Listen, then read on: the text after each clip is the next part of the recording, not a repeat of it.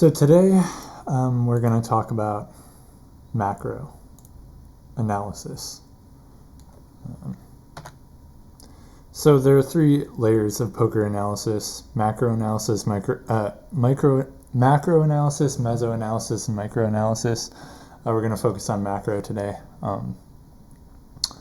If you think about it as like a pyramid, then macro is like the bottom of the pyramid. It's like the most important. And like meso is based on macro, and micro is based on macro and meso analysis.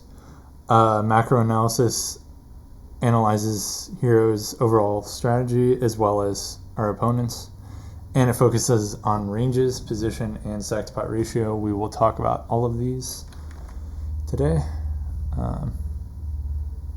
Okay, so ranges basically are. The ideal is that when betting, we try to attack the majority of our opponent's range.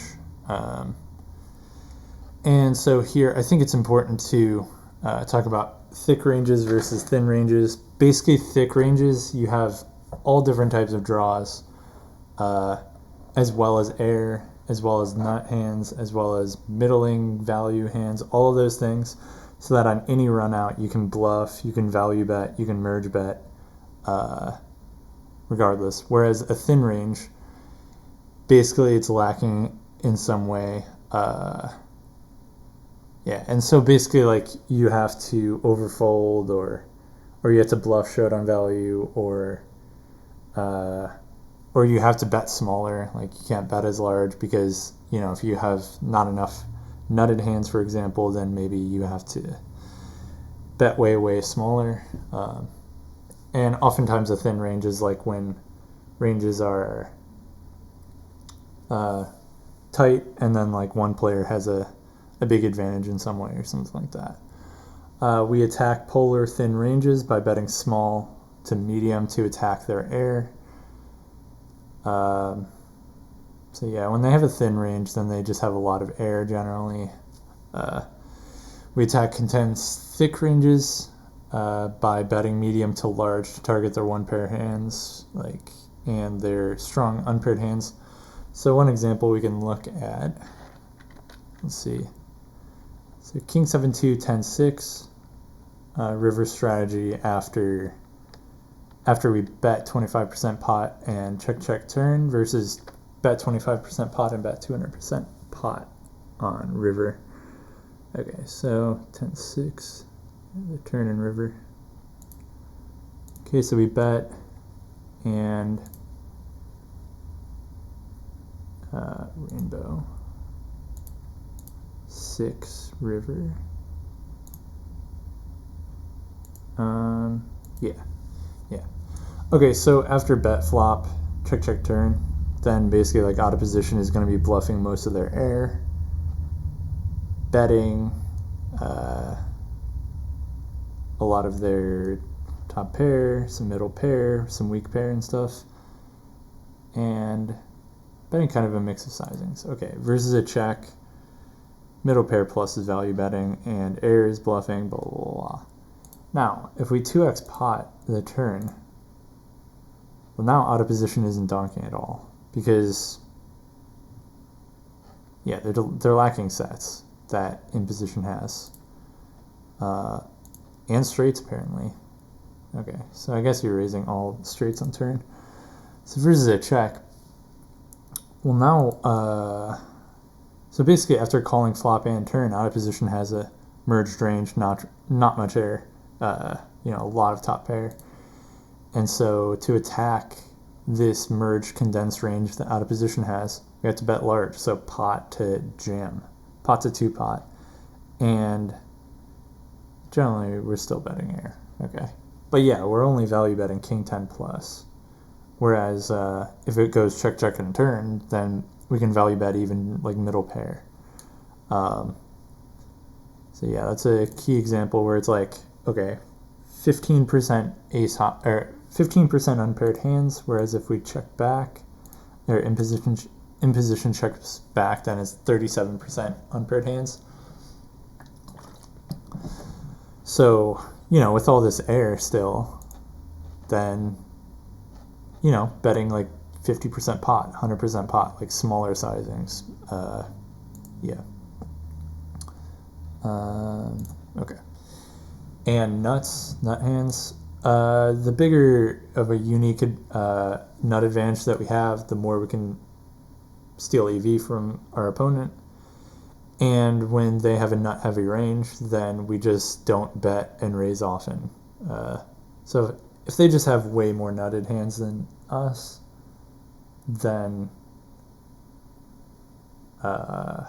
yeah, we just don't bet or raise often. And if we do raise, then it's for like small sizings. So an example, okay, Queen Jack 9 after we see bet 25% pot. And then we can look at the turn report. Okay, king versus 10 turn. So either way, king or a 10 turn, then it's 4 straight on board. But so let's see, king turn. Basically, the idea is both players can have a decent amount of ace 10, nutted straight, and other 10x straights. So then we're betting like 25 to 50% pot because we don't have a unique advantage. Like, yeah. Even ace 10 does start to sneak in some overbets, but then on a 10 turn, now all of a sudden it's only overbet or check. Oh, well, there's small betting too, but like a lot more overbetting.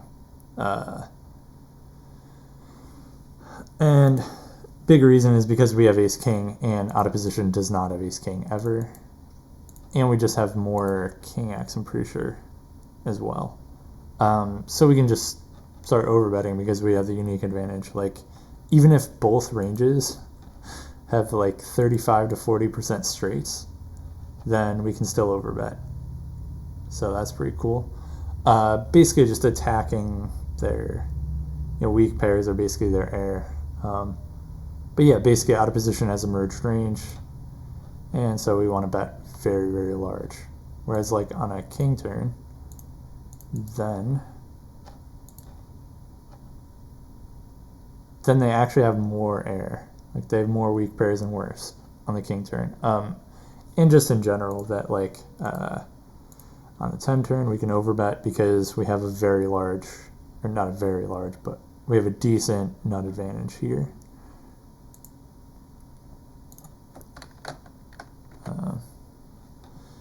One important factor for determining ranges or range advantage and everything is board texture. Oh, that line I was supposed to delete, but whatever. Actually, can't delete it right now. Just pretend you didn't even see it. Okay. So the board type, whether it's rag, straight, paired, or monotone. So like rag is just there are no straights or flushes possible. Monotone is just, flush possible. Ranges are more polar on paired boards than rag boards, and so what ends up happening is that basically like a C bet is more polar on king king 2 like than king 9 3, and we can actually see this.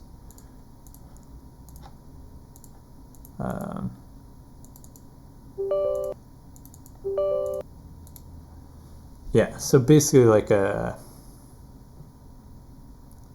25% C bet is a small bet, but it's polarity. So how many nutted hands are betting and how many air hands are betting depend on the board texture, basically. So like ranges are more polar on the paired boards because there are a lot more unpaired hands in both ranges, but then there are also a lot more 2-pair plus in both ranges, especially like on the high paired boards where like both players make a decent amount of nutted hands.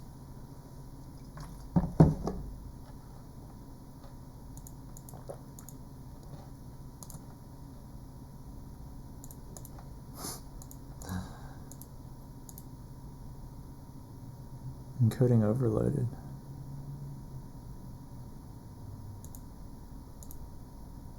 Oh.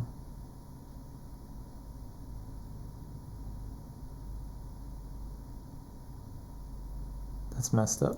Okay, but anyway, hopefully it's still recording. Okay, let's look at these side by side. So in both ranges are range betting here, basically. But King 2, like 11% of our betting range is trips plus, like 2-pair plus, 11%. And it's only 3.5% in King 9-3. And also, let's see, 76% of betting range on King 2 is air, and it's 55% on King 9-3. So that's quite a huge difference in polarity. Number of broadways is important too, because basically, as long as the pre-flop raisers bluffs are fairly linear, like it's not super polar pre-flop, then the more Broadway cards there are, then the better, or like the higher the EV advantage for the pre-flop raiser. And also the number of draws. So on flush draw versus rainbow, on flush draw boards, basically pre-flop raiser checks back more often and uses smaller sizings, because the flush draw like just gives the pre-flop caller a lot more flush draws in most situations. And the number of spans, so basically like how many turns that can come to bring a straight. Well, the higher the span, the more straights that can come on the turn, the larger our sizings usually. As you know, like as basically you're just going to be betting less often and for larger sizings to deny equity against like gut shots and stuff like that. Also, the line is important. What line you're in is important for ranges, because like, okay, so like example of common lines: flop C bet, delay turn bet, double delay bet on river, and probe turn. So basically, like, we can think about the average range strength based on what line we're in. Hopefully this is actually still, yeah, okay. So when both players check, ranges become weaker, slightly weaker. Well, sometimes way weaker. Oh, it's slightly weaker and sometimes much weaker. Okay, yeah. So one example, let's see. 8-7-3 flush draw.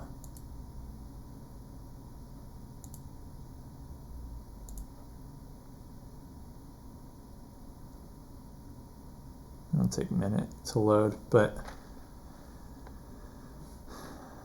so if it goes check check versus we bet what? Oh, this is supposed to be 50%.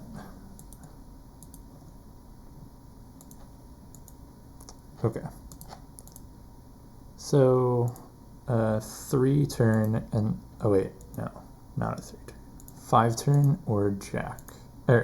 5 turn and a jack river. Check, check.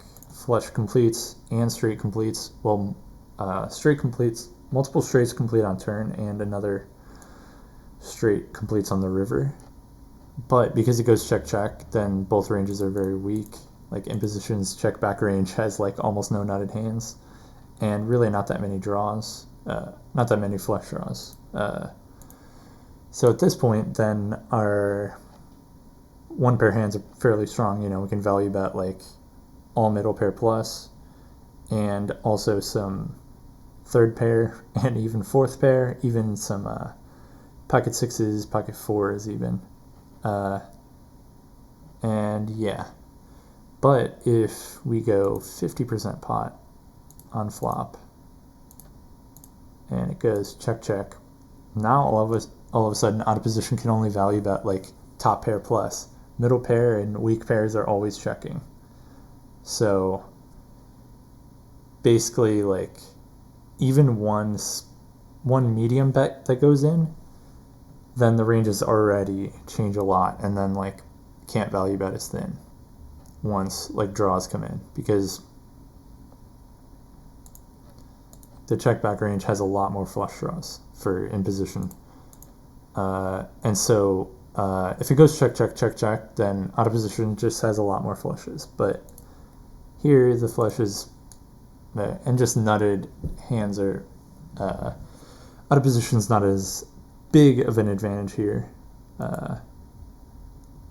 Okay, and then another example. Let's see, 8-4-3.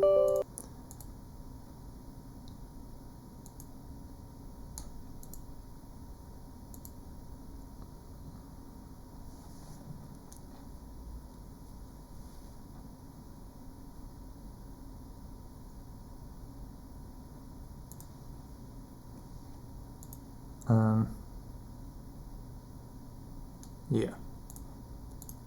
So check, check, and 5 turn, 7 river. This is a quite extreme example. I mean, not extreme, but like what happens is that when it goes check, check, even if it's a 4 straight board, like any 6 makes a straight, then this is big blind 3-bet pot versus button.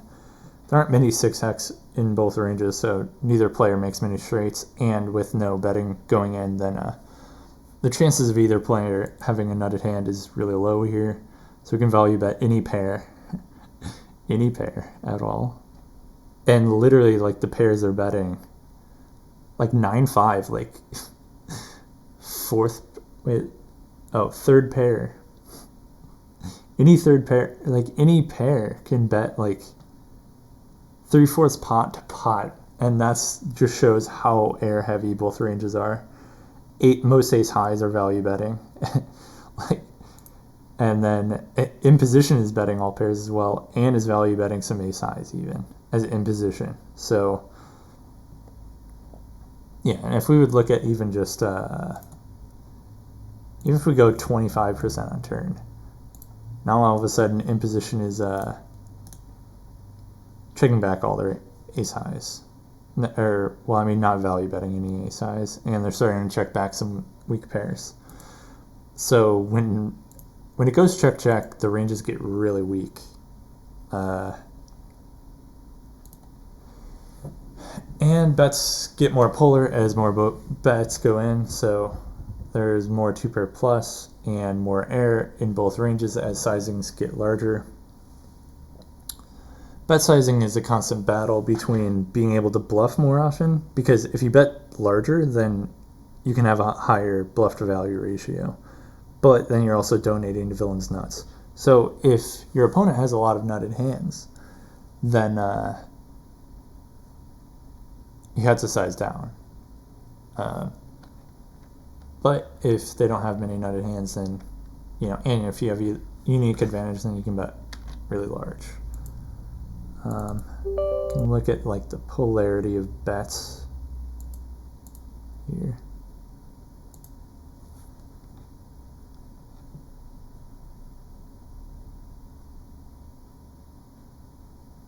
Could probably just edit these parts out where it's like just waiting for it to load and save some time and be less boring.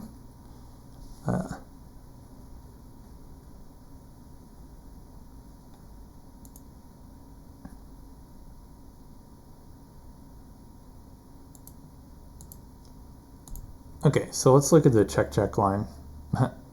It seems that I am a pretty big fan of the check-check line, but it's just easy to see out of position and in position polarities and stuff like that in the check-check line, because both players can be betting quite frequently. Wait, what is the 2-turn 5 river? Okay. So yeah, this is just to look at the polarities of betting for out of position. So with a small, we can even look at a check. Okay, so for check, it's only 5.5% 2-pair plus and like 70% unpaired hands. Goes up to like 10% 2-pair plus and only 18% bluffs. So when we're bluffing, or like with a small sizing, then we're just not really bluffing very often, and I mean, our opponent can't really do much about it because, yeah. and we'll talk about position later, why we want to use a lot of small bets as out of position. Half pot, it goes up to like, I don't know, 11%, and then a little bit more bluffs, and even more bluffs as we size up, and more nutted hands. So basically, like when we bet small, we have not that many nutted hands, and we have not that much air. So it's mostly just middling hands, and as the bets get larger, then we have less middling hands and more like nutted hands or air. And I mean, in both ranges, that's definitely true, but it's more apparent without a position. But like, okay, half pot for in position, 26% air and 10.5% nuts. And it goes all the way up to 15% nuts when we bet pot, and 26% air bluffing versus 35% for pot. So from half pot to pot, then it goes from 26% to 35%. So basically, like the polarity of bets, as more bets go in, then both ranges become much more polar. Oh yeah, we can look at pre-flop ranges as well. So we can look at like the 2.5x button open versus 3x button open and see like the polarities there. This is kind of interesting, because what people think is that like as you bet larger, then the equity of your range goes up, but it doesn't. Your equity doesn't change. So if we look at like 2x open, put that in there. I mean 2.5x open versus like 2.25.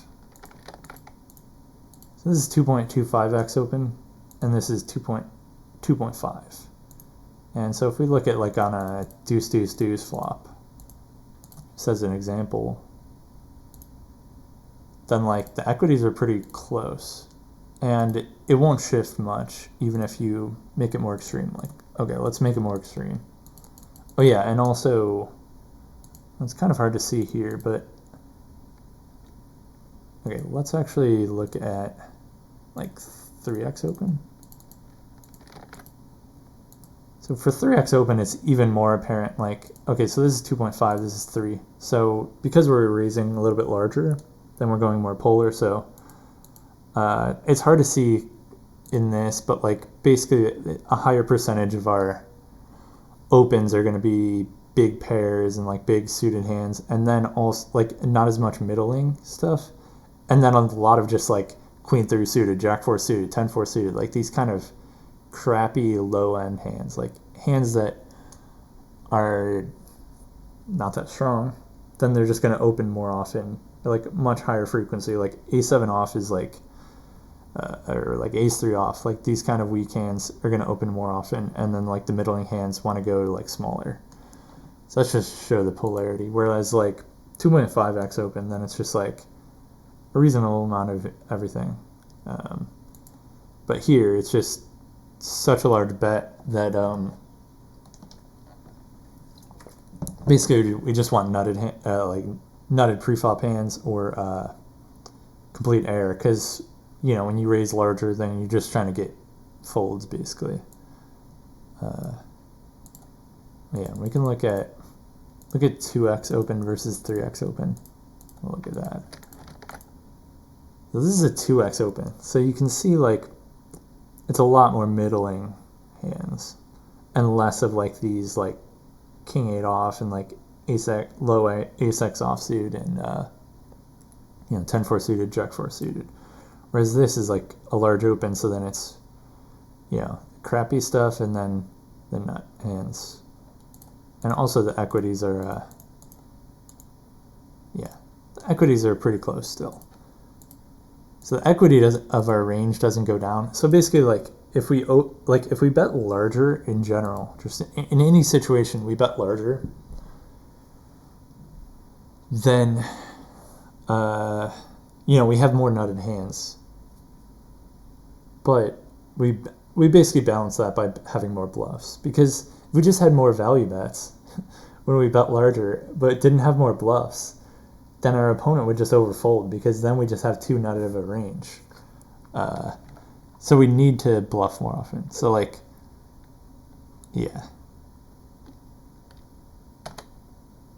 Okay, and an example of how we use macro range analysis on the flop in 3-bet pots. So yada yada yada, a lot of talking, but so the pre-flop raiser has more bluffs because the pre-flop raiser pre-flop has more bluffs because well, basically they can get folds, whereas like the pre-flop caller, when they're calling, they have 0 fold equity. So like the EV comes from the EV from raising comes from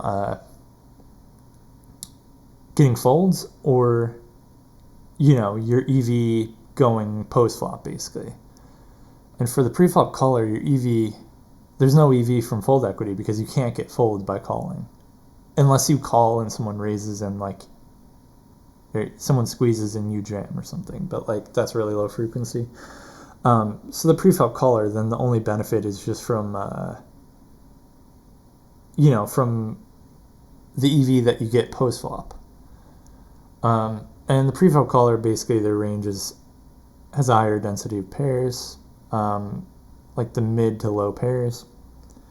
When someone doesn't close the action, then basically their range is stronger. So small blind call range versus the button open is a lot stronger than the big blind call versus the button open. And also like small blind 3-bet range versus the button open is stronger than the big blind 3-bet range versus button open. So basically, like, as long as the pre-flop raisers, or like the 3-better, as long as the 3-betters range, like as long as their bluffs are fairly linear, so like any 3-bet pot where big blind is not the 3-better, then we rank flops based on the number of Broadway cards. And this is just basically because our bluffs are, a lot of like high suited Broadways and like ace king off, ace queen off, ace jack off, king queen off, king jack off, like hands that are going to crush, like triple Broadway boards like ace king queen, or double Broadway boards like ace king 7. Whereas like the lower boards, then they're going to do, or they're not going to improve us as much, and they're going to help the pre-flop caller, and especially like we'll talk about that on the next slide actually. But yeah, just as an example, button 3-bet versus cutoff. So the pre-flop raiser gains 72% of the pot in EV on double and triple Broadway boards. It drops to 61% on on single Broadway boards, and on 0 Broadway boards goes all the way down to 51%. So it's basically even. So even though it's the pre-flop caller is out of position, then on the 0 Broadway boards they collect around half the pot, which is a decent amount of the pot considering they're out of position. We'll talk about position more after. And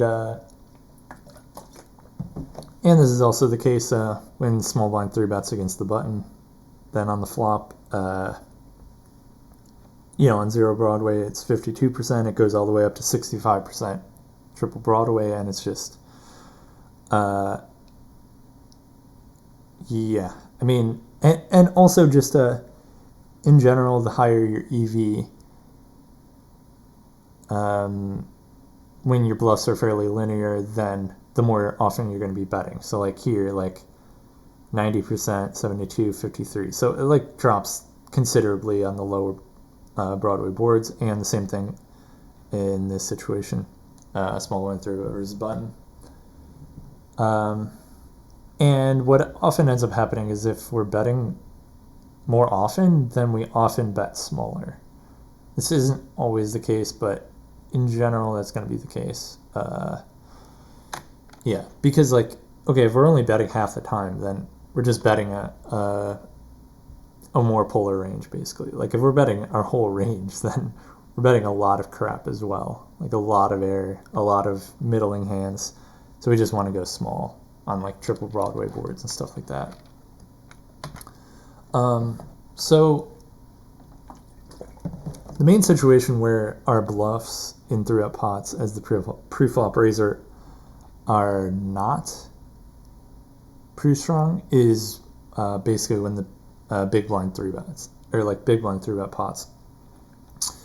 Because we close the action as the big blind, then, well, basically we can just be more polar, because we don't have to worry about players behind cold 4-betting and whatever, like, you know, like the small blind 3-bets. When the small blind 3-bets, they not only have to get it through the button open raiser, but they also have to get it through the big blind as well. Whereas the big blind, all they have to worry about is the button, so they can go more polar, meaning they can call more middling hands and you know, have a higher density of big pairs that they're 3-betting and a higher density of just total garbage air that they're 3-bet bluffing. The big blind is 3-bet bluffing. And so basically, like, when our bluffs are polar, then it basically means that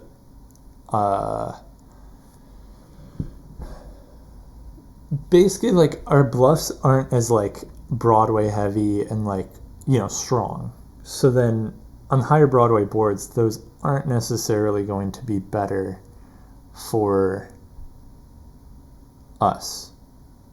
So, like, one good example is oh yeah, and so basically we categorize based on, like, the high card that hits, you know, like on boards that are bluffs, our most frequent bluffs, like make a top pair, then those are really good boards for us. So like big blind 3-bet versus button, king and 10 high boards are really good, so we bet pretty often because we have a lot of king X bluffs, like I don't know, king 9 off and, like, you know, king queen and, like, whatever, like king X suited and stuff like that, 10X suited, 10X offsuit, queen 10 offsuit and stuff like that. Whereas like ace and queen high boards in this situation, then those are less good because the button calls a lot of ace queen pre-flop, and so basically they have a higher density of top pair, so we just want to check more often. What else was I going to say? Yeah, like paired boards are pretty good for the pre-flop raiser, kind of regardless of the range that you 3-bet pre-flop, because well, I mean, like, there aren't, like, basically a lot of the pre-flop callers EV comes from hitting a set, and so on paired boards there are less sets available. And oftentimes on paired boards, then basically, like, the pre-flop raiser is going to hit more trips. Well, the paired board also makes pre-flop raisers over pairs or big pairs kind of stronger, I guess, too. Makes it a lot harder for pre-flop caller to outdraw them, basically. And the pre-flop caller also has, or, you know, with so much air in the range, then that's going to hurt the pre-flop caller, because the pre-flop caller is trying to well, they're trying to hit a set or hit a pair, and with not that many pairs and not that many sets available, then the pre-flop caller bricks a lot more often than the pre-flop raiser does on paired boards. And the exact opposite is monotone boards and low straight boards, where pre-flop caller hits a lot more, you know, like flushes on a monotone board and a lot more straights and 2-pair and pair plus draw on low straight boards than the pre-flop raiser. Yeah, we can also use this method of ranking based on the high card and, like, different factors like that in situations where the pre-flop raiser doesn't raise polar. So, like, small blind 3-bet versus button. King and 10 high boards are really good for pre-flop raiser because it hits their bluffs, like ace king off and ace 10 off that the button caller doesn't have. Whereas, like, the queen hits the pre-flop caller a lot because the pre-flop caller calls with a lot of ace queen. So then the small blind 3-better has to check a lot more often on queen high boards. Okay, let's move on to position, and let's talk about the ace king queen game. So basically, the game is 2 players a heads up. It goes check check check check till river. So like there's no betting, and there's just 1 street left, just the river. Each player can either have an ace, a king, or a queen. An ace beats a king, king beats a queen, yada yada yada. There are only 3 card types in play. So basically what ends up happening is in position bets the ace always, checks back the king, and sometimes bets the queen. Whereas out of position bets the king at some frequency, even though they can't get called by worse. The in position is never going to call it with a queen, because the queen is the nut low. So out of position is betting the king, not even for value, because they can't get called by worse, but they're still betting anyway at some frequency. Even though in position is always raising the ace, and sometimes bluff raises the queen, then out of position still wants to block bet. So basically, like, out of position is betting a small sizing. As small of a sizing as they can bet, pretty much. Well, as small as sizing, but like a pretty small sizing. And in position can bet fairly large. So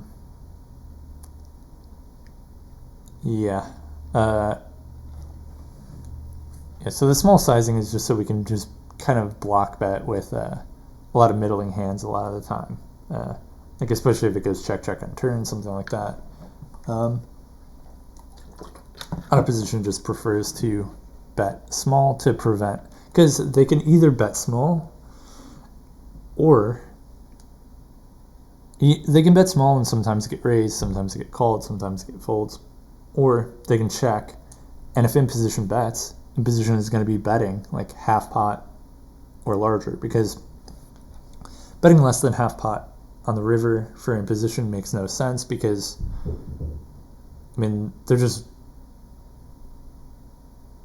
it's just not a value bet at that point. Like, you have to bet at least half pot, because like if you want to bet less than half pot, then you could just check back. That's the benefit of being in position, is that you have the option to check back and see the next street for sure, whereas out of position, when they check, they could still face a bet from in position. And okay, we can look at another example.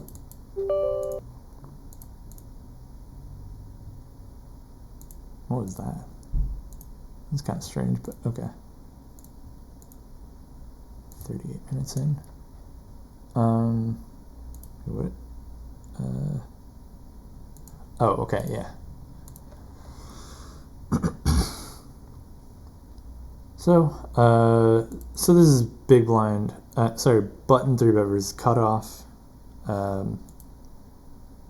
Button is going to be c-betting often. It's not really relevant to what we're talking about, though. Basically, because we're out of position, we just want to raise often. Like, as long as like the in-position player doesn't have a ton of nuts, then we want to raise pretty often. And we're just min-raising, basically. Like raising like pocket 10s, pocket 9s, pocket 8s. Like, even though, like, if you look at in position's range, I mean, they have aces, kings, queens, jacks, 10s. Aces, kings, queens, jacks, aces, kings, queens, and jacks.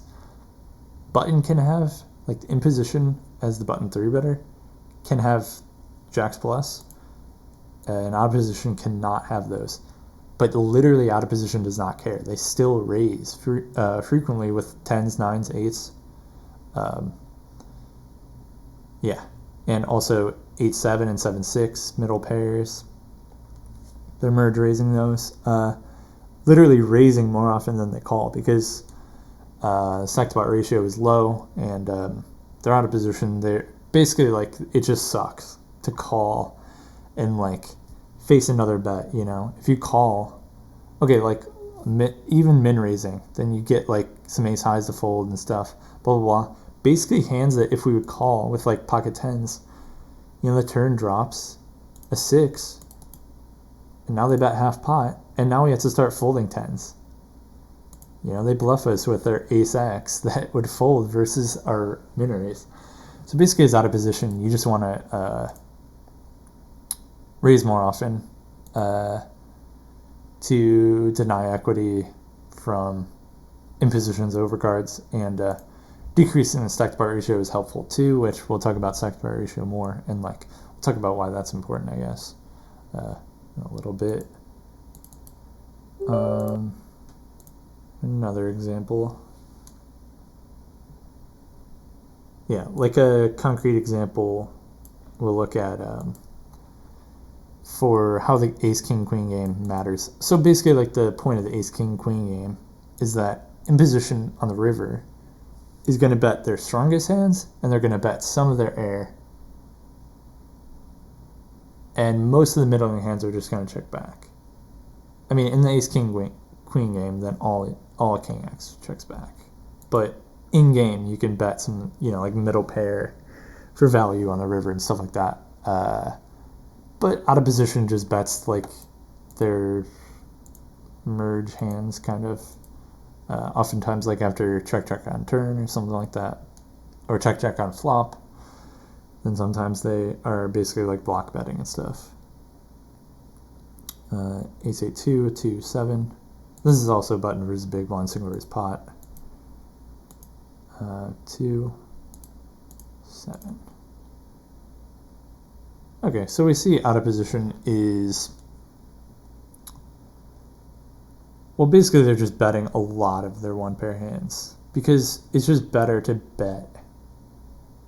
You know, you can bet and get called by king high here or something like that, or queen jack high. Whereas if we check, those hands are always just checking back. And so if we bet 1.4 big blinds, you know, bet quarter pot,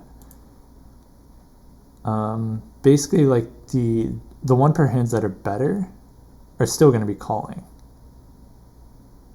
But I mean, the hands that would be calling would still be betting, but block betting, it like makes it less likely that you or you know, you had to pay a smaller price basically by betting yourself. Whereas in position, you know, they can value bet like third pair, but like they always check back like these 6s through 3s, king 7, king highs, queen jack. So basically, just a lot of the time is out of position. It's just better to bet yourself because, well, as long as you're not at a big disadvantage, then betting yourself prevents your opponent from betting. You know, you can get some folds, 22% folds, whereas if you check, you know, out of position doesn't have the option to check back. That's the really crappy part about being out of position. And, you know, you can still face a bet. Yeah. Okay. So playing in position is much higher EV than playing out of position. Our bets and checks are more effective when in position. Out of position has to fold much more frequently. More frequently, but sometimes much more frequently, which basically increases the EV of in position's bets. I mean, the main EV from betting is from getting folds. And so if you're getting more folds, then your EV is higher for betting. But also the reason why it's better, like the EV of checking as in position is higher, is because we can check back and see the next street. So we can maybe improve to a pair or improve to a draw or, you know, or get closer to showdown if we want to do that. Whereas out of position doesn't have that option. Yeah. Okay, so let's look at, we're going to look at Jack 7-2 for button 3-bet versus cutoff and small blind 3-bet versus button. So basically see how, you know, versus a 50% pot bet, how much folding goes on. And it's going to be a pretty drastic difference. So this is button 3-bet versus cutoff. So facing a bet as out of position, we fold 45% of the time. MDF is, well, by MDF, we're supposed to continue 67% of the time, so we're supposed to fold 33%. So we are, in fact, overfolding versus MDF by 12% because we're out of position, and we're also at a range disadvantage, but we're also at a range disadvantage here, small blind 3-bet versus button. But we're in position, and so we fold only 27%, which is quite a huge difference. And so, MDF is to fold 33%, and we're folding 27%. So we're under folding as in position here, whereas we're massively over folding as out of position. And also you can see the raising percentages. 31% raising as out of position versus only 12% raising as in position. Yeah, so quite a huge difference. I mean, yeah. So just being in position is much, much better. Yeah, I think I already said that like twice. Yeah, as in position, we can check back and see the next street. Out of position, can't. Yeah, there's this thing called the 50% rule. Out of position tries to get in position to bet around 50% of the time, somewhere around 50%. So the reason that they do this is to try to make in position indifferent between betting and checking. So basically, in position wants to bet in a way to, well, so in position wants to bet half the time, which basically makes out of position indifferent to betting or checking with their nutted hands. And so basically, out of position oftentimes, they check some nutted hands, of course. Well, and the reason why with out of position has to check back has to check nutted hands a lot more often than in position. In position can often just bet all of their nutted hands, even like on the flop or turn. They don't have to really protect too much. I mean, they can just check back like some top pair and middle pair and yada yada yada. But out of position needs to check nutted hands because they can face a bet from in position. Yeah, and also out of position checks a lot of their weaker showdown value in air, which basically weakens their range, getting in position to bet fairly frequently. If in position bets more than half the time, out of position can always check their nut hands and raise versus a bet. Basically, they're, even if in position bets 51% of the time for like a reasonable sizing, like half pot or something like that, out of position can check. And this assumes that both players have 50% equity, so ranges are fairly even. Then, yeah, if in position bets 51% of the time, out of position can always check their nut hands and raise versus bet, and that increases out of position's EV with its nutted hands.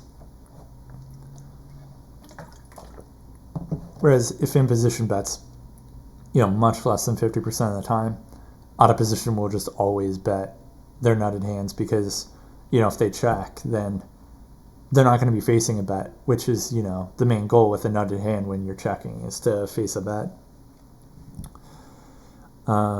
So basically the 50% rule, it just, out of position tries to construct their range to be, like their checking range to be pretty polar so that in position will bet frequently. And it doesn't apply in one particular situation at least. Okay, on a stacked spot ratio. Higher stacked spot ratio, the more advantage there is in being in position.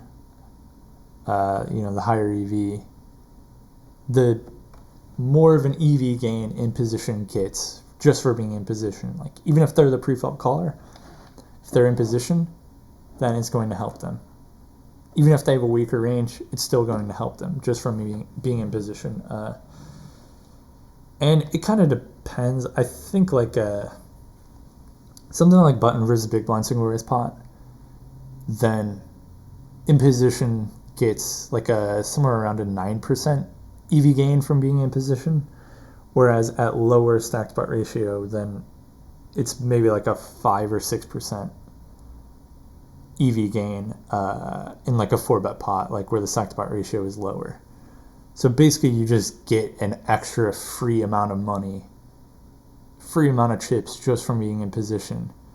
But at lower stacked pot ratio, you don't get as much because out of position can stack off more often. And so they don't have to... Yeah, so basically they don't have to overfold as much, basically. And so, yeah, out of position raises more often to lower the stacked pot ratio, basically mitigating some of the positional disadvantage. I don't know why I said it twice, but yeah. So we can see it here. Let's see, what is the board? 762?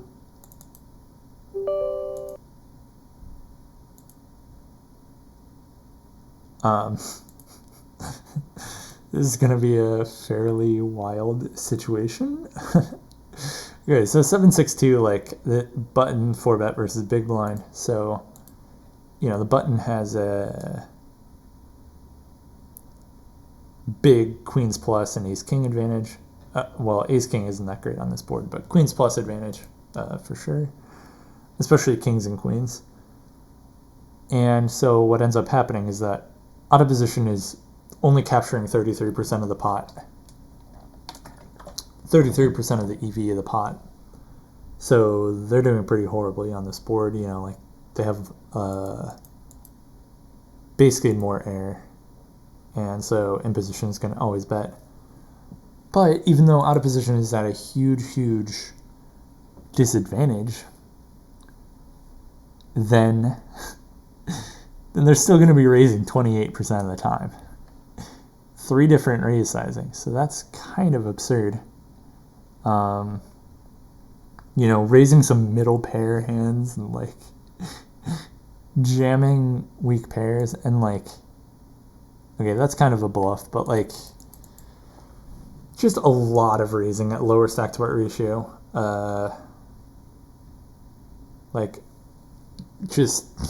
That's a ton of raising to be at such a disadvantage and to literally not care and to just raise a bunch anyway is pretty cool. So basically what the main thing is that out of position raises more often and they fold more often because they're out of position, whereas in position can just call more often because they can just see the next street. They don't have to raise to try to decrease the stack to pot ratio necessarily. I mean, they can, but they have the option to, but they don't. They're not obliged to. And we can see another situation. This is a 3-bet pot, so yeah. So this principle of raising more often and folding more often is out of position to lower the stack to pot ratio. That happens regardless of the stack to pot ratio. The stack to pot ratio could be 2,000, and they're still going to. I would guess they would still raise pretty frequently to decrease the stack to pot ratio and mitigate some of the positional disadvantage. Okay, so 932. So this is big blind 3-bet and button called. Big blind has a big 9s plus advantage. And so they're definitely doing better on this board, but they don't range bet because, they have a decent amount of just airball bluffs. So when they check, and this is actually kind of interesting, talk about the polarity of ranges. So polarity of ranges here. Out of position is checking a lot of air. So what do we do when our opponent checks a lot of air? We bet really frequently for small sizings. You know, because we have less air at this point after they check. And so once we bet small, out of position is raising, you know, 22% of the time. Even though, yeah, just as out of position, we're just raising a lot more often.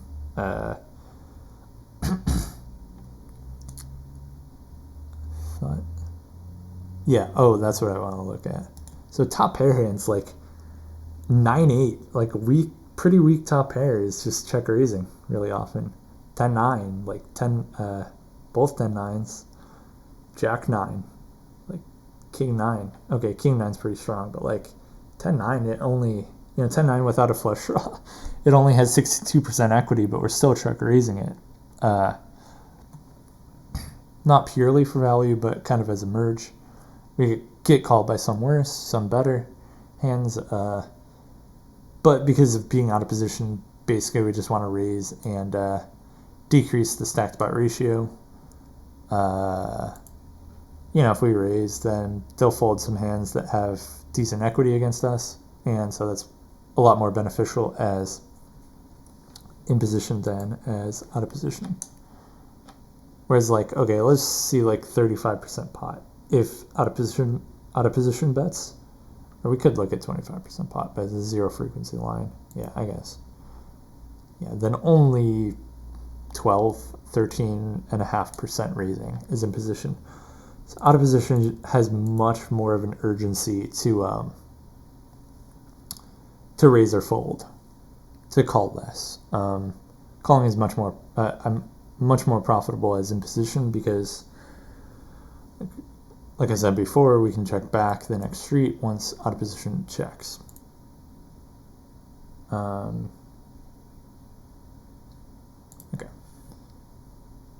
Actually, I can pull that up for the next example. Okay, so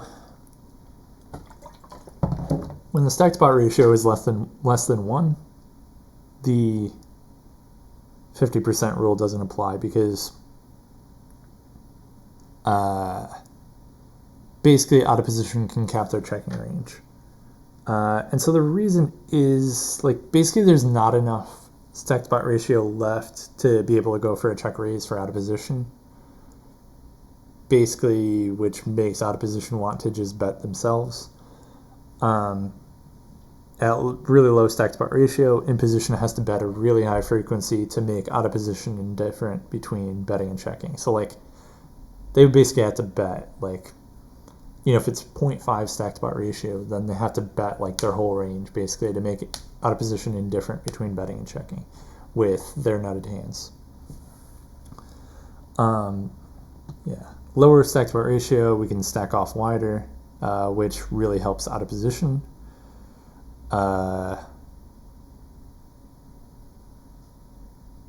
Yeah, and especially as out of position, then we just want to bet ourselves to get all in before getting outdrawn. So either raising more often or donking as well. And so we can look at an example there. We check, what is it, 20% c-bet, 20% pot c-bet, like we talked about, 26% raising. But so 26% raising, like a quarter of our range is raising. And so you would think our calling range is going to be really, you know, like, we're not going to have that many raises on the, or like raises and stuff on the turn. But in fact, on a queen turn, well, we just donk 80% of our range. We only capture 43% of the EV here on this particular turn, but we're donking 83% of the time. So, you know, with the stacked pot ratio being about 1, out of position does not care about the 50% rule. They don't care that after checking,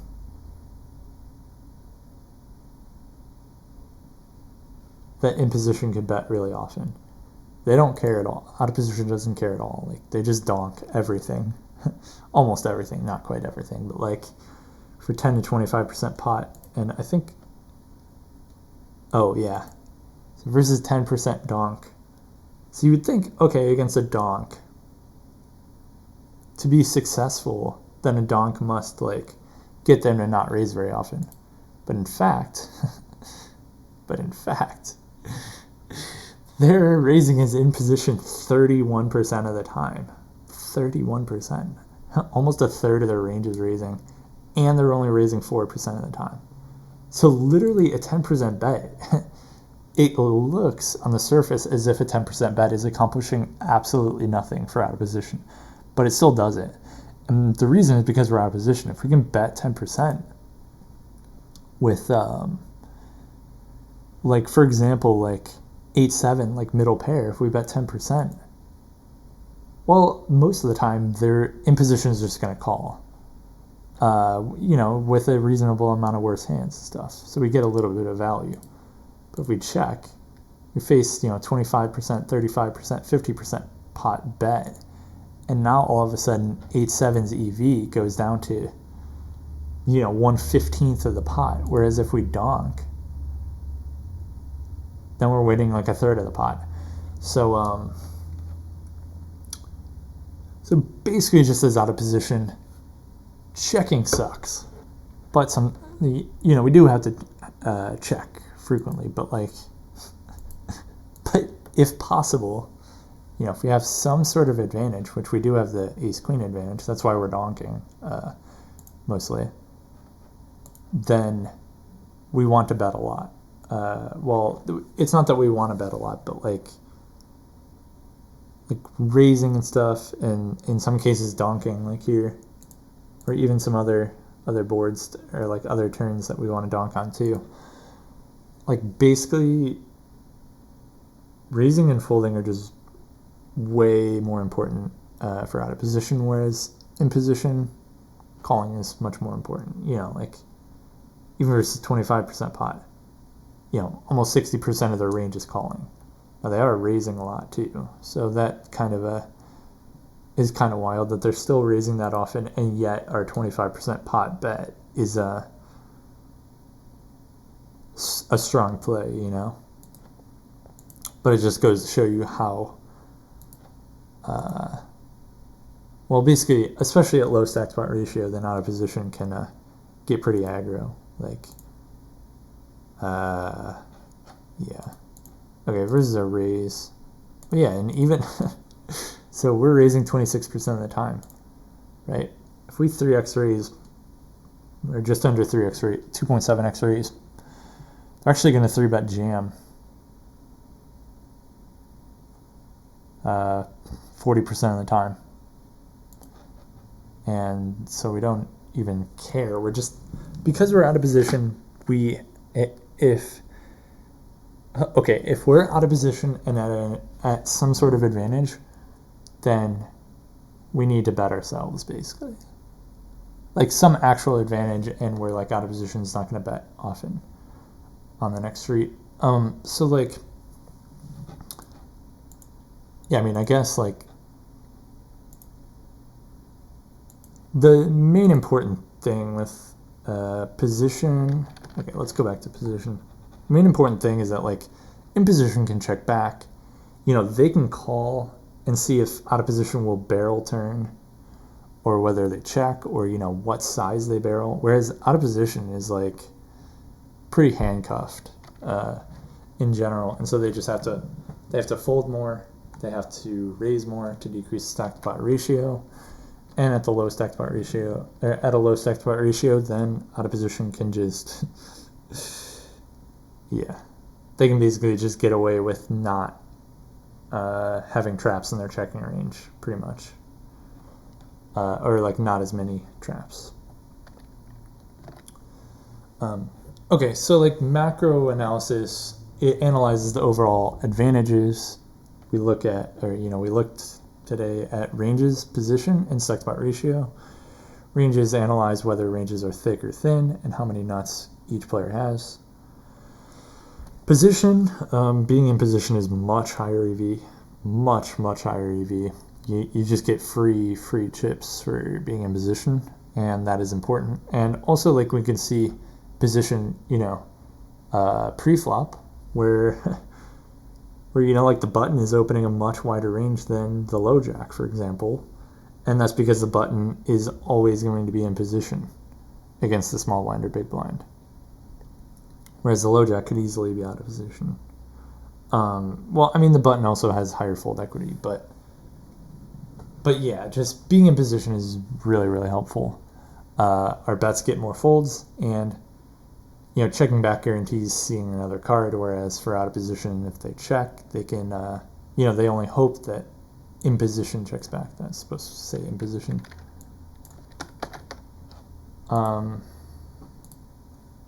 Second part ratio, in position's EV advantage is their advantage from being in position, regardless of any other factors, is much higher at stack to pot ratio, high stack to pot ratio. Out of position counters that by folding more often, because it's harder to get to showdown as out of position, and raising more often to lower the stack to pot ratio, and thereby lowering the positional advantage. So yeah, these factors are important when making decisions in poker, or with how you analyze your own hands, or how you study a solver. They're all important, and they're all kind of interconnected, I guess. And yeah, this is an overview, and then you can get a lot more specific, but I kind of wanted to keep it general because this applies to literally any situation in poker, where if you analyze these things, then you could pretty much get down a reasonable strategy based on these factors. You can figure out how much raising, how much calling, how much folding, how much betting, what bet sizes you use and stuff like that, based on just looking at these three factors: ranges, position, and stack to pot ratio.